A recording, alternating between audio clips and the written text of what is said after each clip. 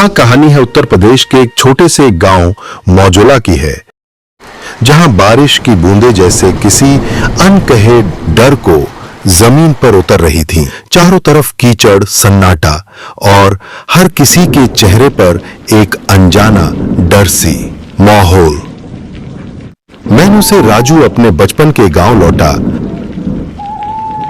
राजू अपने पुराने घर पहुंचता है जो अब वीरान सा हो गया है। वह घर के अंदर जाता है और दीवारों पर जेल, पुरानी तस्वीर और कुछ अधूरी कहानी देखता है। इतने साल हो गए लेकिन ये घर आज भी वैसा ही है, या शायद नहीं। मैं माया से मिल आता हूँ, पर अभी समय 11 बजे है। राजू माया से मिलने निकल जाते हैं। रास्ते में तेज बारिश हो रही थी। राजू ने देखा एक बूढ़ी औरत उधर चली आ रही है। राजू पास जाकर देखता है कि वहां तो दादी है। बेटा, बारिश में जरा संभल के।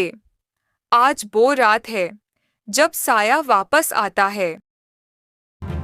राजू हंसते हुए, दादी आप भी वही पुरानी बातें करते हो। तू मान या ना मान, पर उस रात को मत भूल जब उसे लड़की की आत्मा इसी गांव की गलियों में बह गई थी, बारिश की बाढ़ में।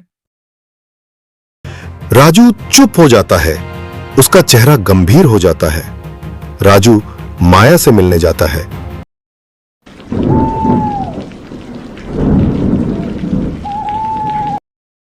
माया बताती है कि गांव में हर साल इसी बारिश में कोई न कोई गायब हो जाता है।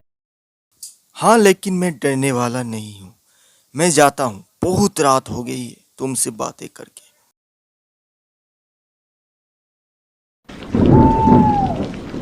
तेज बारिश और बिजली की गरगराहट के बीच राजू को अजीब अजीब आवाज सुनाई देती है। राजू की नजर एक कोने में खड़ी एक महिला की परछाई पर जाती है। भीगी साड़ी में लंबे बालों के साथ रहे परछाई धीरे धीरे उसकी तरफ। कौन है वहां?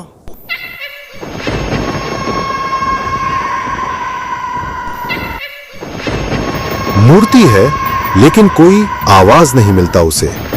रात कैसे भी करके राजू का सुबह हुआ।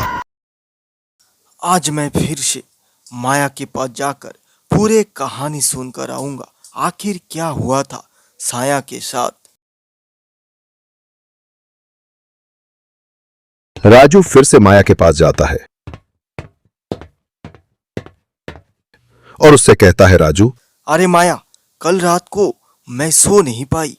तुम मुझे सच सच बताओ कि वो लड़की कौन है जो तुम छुपा रहे थे, क्योंकि मैं रात को उसकी आत्मा मुझे तंग कर रहा था। अब बताओ भी माया कि वो लड़की कौन थी। देखो राजू, तुम जिल साया की बात कर रहे हो वो नीरा की आत्मा है। तुम जब हमारी इस गांव से बाहर पढ़ने के लिए चले गए थे, उसी रात भीषण बारिश की वजह से गांव में अचानक बाढ़ आ गई थी। फिर उस बाढ़ में नीर बह गई। गांव वाले ने उसे बचाने की कोशिश भी नहीं की थी। उस दिन से इस बारिश के मौसम में कोई न कोई गायब हो जाते हैं। मैं जाऊंगा उस कुआं के पास जहां नीरा की आत्मा रहती है।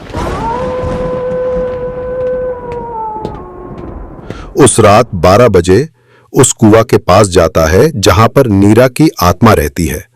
राजू जाकर नीरा को आवाज लगते हैं, नीरा, कहाँ हो तुम? नीरा, मेरी दोस्त, कहाँ हो तुम?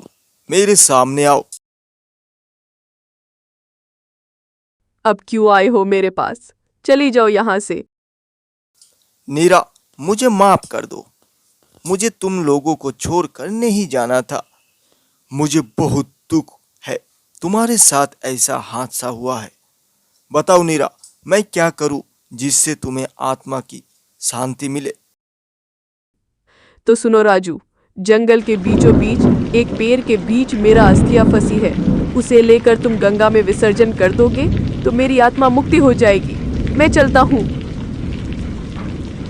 फिर राजू उस जंगल में जाकर उसके अस्थियों को लाकर गंगा में विसर्जन कर देता है और नीरा को उस साया से मुक्ति मिल जाती। फिर सभी लोग खुशी खुशी अपना जीवन बिताने लगते हैं। प्लीज दोस्तों, चैनल को सब्सक्राइब कीजिए, वीडियो को लाइक कीजिए, दोस्तों में शेयर कीजिए।